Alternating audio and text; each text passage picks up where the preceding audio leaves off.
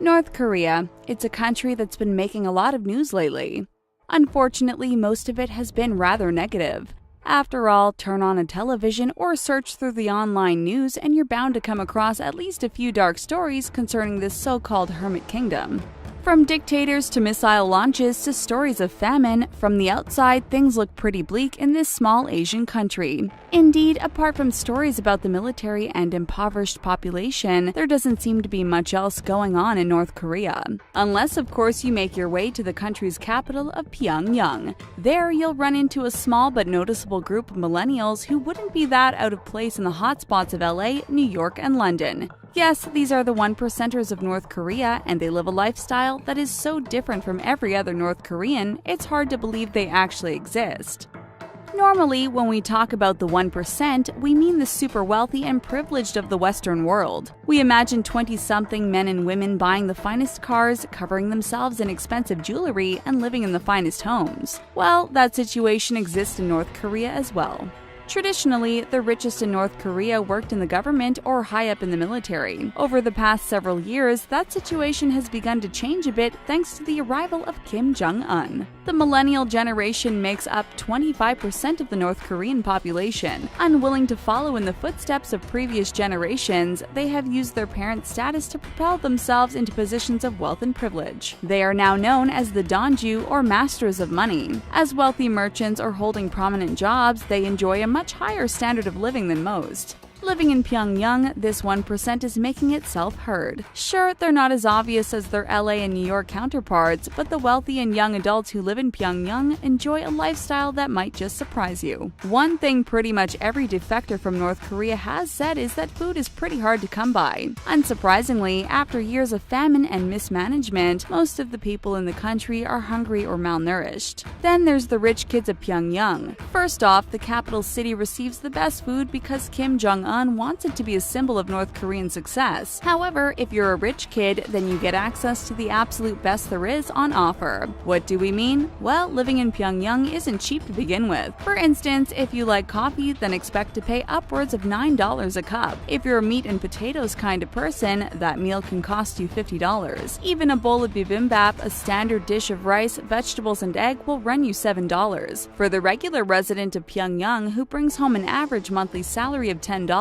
these foods are a luxury that's out of reach. For the super rich millennials, buying such items is a daily routine. In fact, they think nothing of entering the few fancy supermarkets and spending hundreds of dollars on Austrian beef, Norwegian salmon, and European craft beers. When they finish spending large sums on food and drinks, those 1%ers love to shop. It's a good thing they live in Pyongyang because you won't find a lot of fashion items outside the city. In an area of the capital known as Pyonghatan, rich kids spend their money as quickly as they can on Western fashions. It may not be LA's Rodeo Drive or New York's Fifth Avenue, but over here it's as close as you'll get. Yes, in North Korea, anything Western is supposed to be evil, but like pretty much everywhere else, there seems to be a different set of rules for the rich. Wealthy 20 and 30-something men and women rush into the stores to buy goods from H&M, Zara, Adidas, and Nike. Designer handbags and flat-screen televisions that cost well over $100 are a dream for most regular Koreans. For the brat pack of rich kids out shopping, such luxuries are a reality. Even modern music isn't out of reach. If you have the money, then it's been reported that you can access everything from Britney Spears to Backstreet Boys to the latest K-pop coming out of South Korea. When it comes to cars, the rich don't need to wait on long lists for government approval like everyone else. This is pretty obvious when you see most people waiting to spend $40,000 on a tiny compact car while the rich kids are driving around in imported Audis. What's one thing the super rich love to do in the United States? Well, get cosmetic surgery, of course. In fact, all over the world, men and women spend considerable money to get everything from Botox injections to butt lifts. Interestingly enough, it turns out that the rich kids of North Korea are no different. Now, before you start thinking that North Korean women are getting breast implants to look like Pamela Anderson and work on their caboose to look like Nicki Minaj, we'll tell you that's not the case at all. This is a land where there is actually a list of state-sanctioned hairstyles after all. It just seems that North Koreans, especially the rich, got tired of watching their South Korean neighbors lead the way in cosmetic procedures. While there may not be as many going under the knife in Pyongyang as in LA, the rich millennials of North Korea do enjoy some work on their eyes and nose. In fact, if they aren't getting nose jobs, 1%ers are eagerly getting work done on their eyelids in order to look more Western. The procedure can cost upwards of $200 depending on the quality of the surgeon.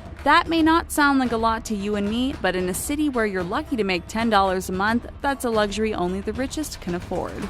Now, before we go on, we just have to clear up one thing. As you've seen so far, those rich millennials who enjoyed the good life in Pyongyang seem to live by a different set of rules. In a way, they do. Just like the rich everywhere else in the world, there is a somewhat unwritten set of rules by which the 1%ers of North Korea live. Western fashions, imported foods, Western cars and technology, it all seems to go against the views of Kim Jong-un. Well, according to some who have enjoyed the good life in the Hermit Kingdom, there are rules that no amount of money will overcome. For instance, sleeveless shirts and skirts that are very short are totally off limits. For those rich kids looking to stand out by changing their hair color, forget about it. Hair dye is reportedly non-negotiable. In fact, any clothes or personal fashion that is too radical or extreme will get attention of the North Korean authorities, and not the good kind. Clearly, foreigners who visit North Korea are not bound by these rules, as proven by the numerous visits of Dennis Rodman. So if you can't wear outlandish fashions or modify your look too outrageously, how can a super rich kid of Pyongyang make themselves stand out? One former member of the capital's so-called brat pack of rich kids leaked the strategy. Lee Hyun Seo defected years ago, but she told reporters that hitting the gym was an important part of a rich kid's life. Yes, hitting the gym is a great way to get those bulging arms, nice legs, and overall healthy appearance. However, the gym also serves another function. Limited to those who could afford it, some time spent at the gym was also a way to show off your body and a little extra skin to others around you. After all, if you're expected to wear long skirts and shirts with sleeves in public, then the gym gives you an excuse to bear those parts that need to be covered in public. That's an added bonus to dishing out those gym membership fees as well. In those gyms designed solely for the rich, millennials get to work out and show off their bodies all while enjoying an array of generally off-limit television programming. For instance, according to former residents, the televisions in such high-end gyms often show Disney programming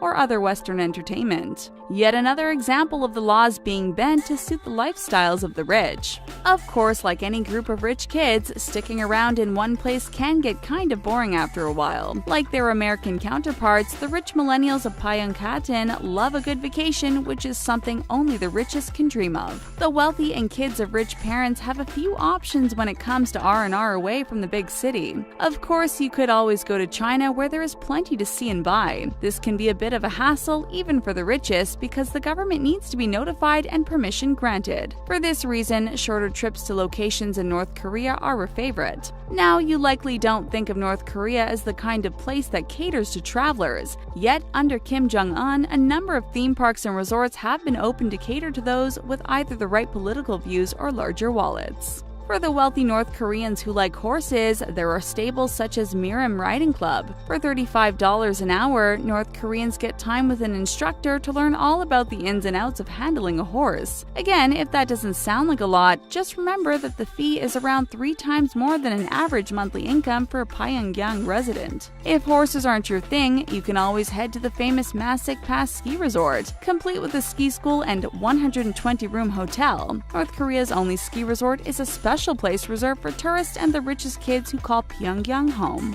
With its Austrian ski lift and imported snowmobiles, this posh location doesn't come cheap. North Korea's 1%ers can expect to pay $100 a day to ski or over $500 for a 2-night hotel and ski package. Of course, that fee includes transportation, but we can't imagine the rich putting aside their Audis to travel in resort buses.